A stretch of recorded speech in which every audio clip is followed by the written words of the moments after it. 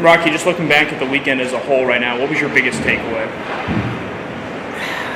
Probably the fact that we let some points slip away with a lack of effort, and that's no disrespect to our opponent. They're a very good club, but we didn't play very good hockey in the early stages of either game.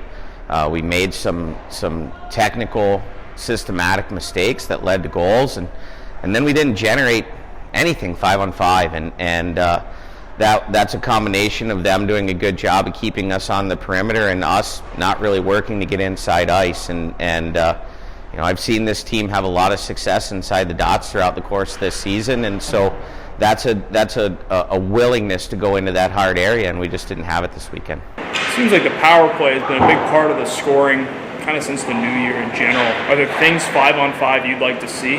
Of course. We've gotten pass happy, and when we're playing good hockey, everything stems off of our puck retrievals. But you can't get a puck retrieval until you shoot the first puck, and that rebound hits a wall, hits a corner.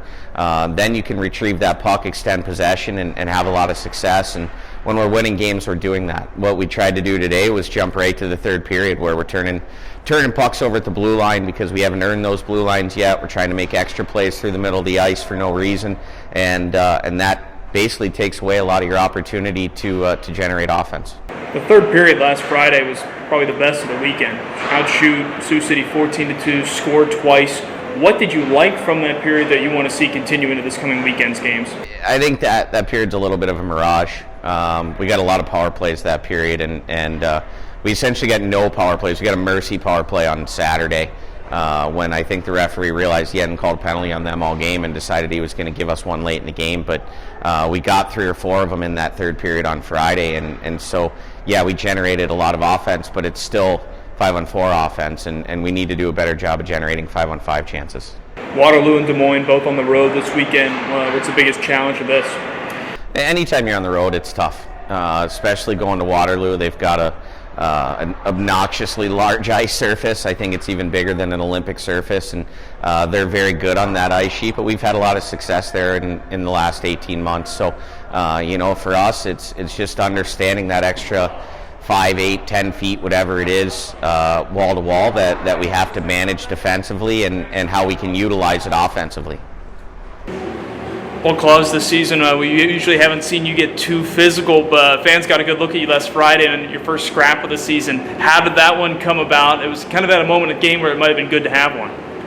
Yeah, I just thought we need to change something in the game, and I saw a perfect chance to go in that guy's body, and it just happened.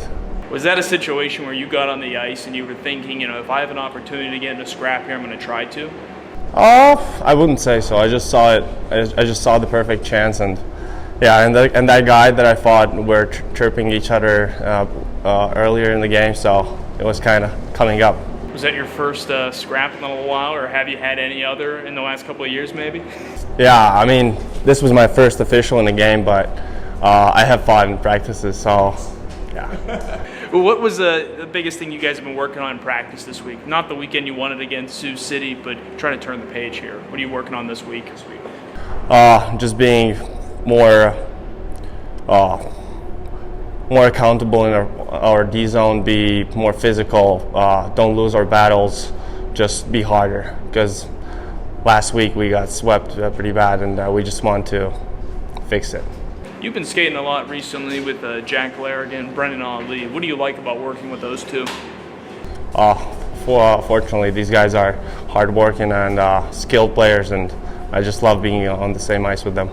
What gives you the confidence you guys can kind of flip the page over and move on from this past weekend? This practice week, I mean, we're working hard, and I think that will bring the results.